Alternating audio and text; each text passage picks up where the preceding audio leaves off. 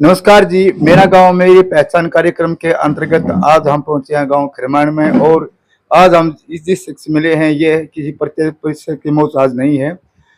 महामंत्री के पद इसे आसीन किया गया है बीजेपी पार्टी में। नमस्कार भाई साहब जी। नमस्कार जी। सबसे पहले तो हमारे चैनल के माध्यम से, हमारे दर्शकों के माध्यम से आपको हार्दिक शुभकामनाएं। धन्यवाद जी, और आपके दर्शकों को भी मेरा राम राम जी। तो सबसे पहले भाई साहब, राजनीति में आने का मुख्य उद्देश्य क्या है आपका?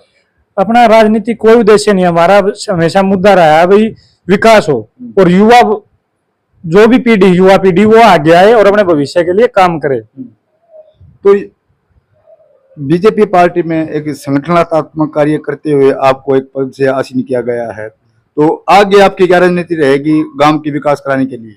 जो रणनीति ऊपर से तैयार होती आ रही है, मोदी हमारे प्रधानमंत्री जी हैं, उसी लेवल गांव गांव बूथ बूथ तक पहुंचाया जाएगा उसी राजनीति को और उसी कार्य को भी। तो गांव की बात की जाए तो सबसे बड़ी समस्या खरमाण पाना गांव के लिए कौन सी समस्या है? खरमाण गांव में सबसे मुख्यतः समस्या है जी, स्टेडियम की थी वो थोड़ी थोड़ी सोल्व हो गई है अभी, ठीक है। फिलहाल कोई ऐसी समस्या जनवन समस्या नहीं है। खेतों के रास्ते की है, खेतों में रास्ते हैं, वो अभी किसी पूरे गांव में एक भी नहीं बना हुआ, वो जरूरी है मेन समस्या।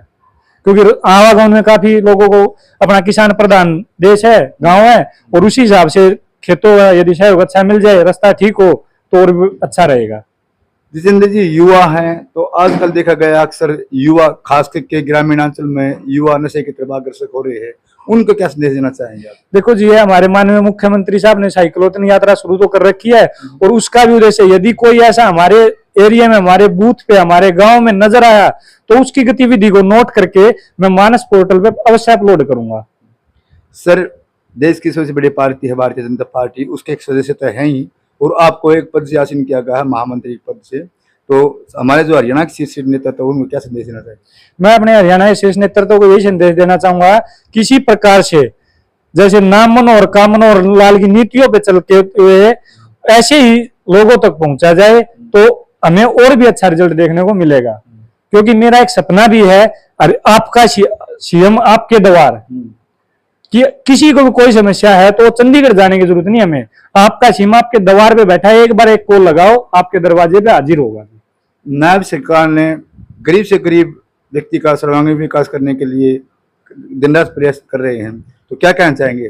कोई कसर नहीं छोड़ी किसी प्रकार की जी, ठीक है। मैं इसमें किसी पार्टी को अवलोकन नहीं करूंगा, लेकिन मैंने अपने जीवन काल में कुछ ऐसी पार्टियां भी देखी हैं जो रातों रात लिस्ट से नाम काट दिया जाता है, और यहाँ इस पार्टी में, भारतीय जनता पार्टी में ऐसे हुए हैं कि लिस्ट में नाम है, जो पढ़ा लिखा बच्चा है वही आगे जाएगा, नहीं तो कोई नहीं। बगैर पर्ची और बगैर खर्ची के साबित सरकार हुई है, अच्छी सरकार है। तो आपके गांव की बात करें, बिना पर्ची बिना खर्ची की आपने बात की है, आपके गांव में कितने युवाओं को नौकरियां दी गई? मेरे गांव में तकरीबन 30 से 35 लोगों को रोजगार मिला है, और सबसे पहले रोजगार का उद्देश्य है भारतीय जनता पार्टी का मेरे घर में रोजगार देना था जी।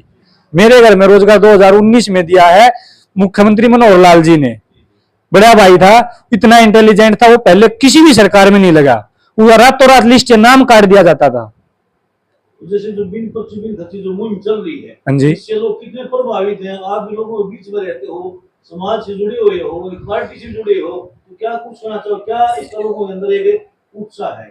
इसका तो उत्साह आपको लोगों को देखने बहुत मिलेगा। आप अब हम जिस रास्ते से आए थे, वहां जिस ऐसे घर में दिया जा रहा है, पीछे ग्राम सचिव लगे थे, जिस घर में प्रजापति समाज से 2 बेटे, 1 बेटी और 1 बेटा इकट्ठे ग्राम सचिव की पोस्ट पे लगे हुए थे, वे कभी कल्पना भी नहीं कर सकते थे कि हमारे घर में गवर्नमेंट जॉब आएगी।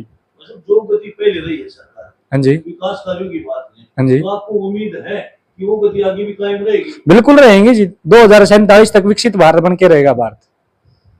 तो हमारे दर्शकों के साथ माध्यम से क्या संदेश देना चाहेंगे? मैं आपके दर्शकों के माध्यम से यही संदेश देना चाहूंगा, जो मेरे को भारतीय जनता पार्टी ने मेरे को पद दिया है, उसकी मैं उन्हें पुनः धन्यवाद देना चाहता हूं, और छोटे से एक बूथ लेवल तक लेकर ऊपर अध्यक्ष तक हम सब मिलकर सबका साथ सबका विकास के नारे को लेकर साथ चलेंगे। धन्यवाद भाई साहब। धन्यवाद।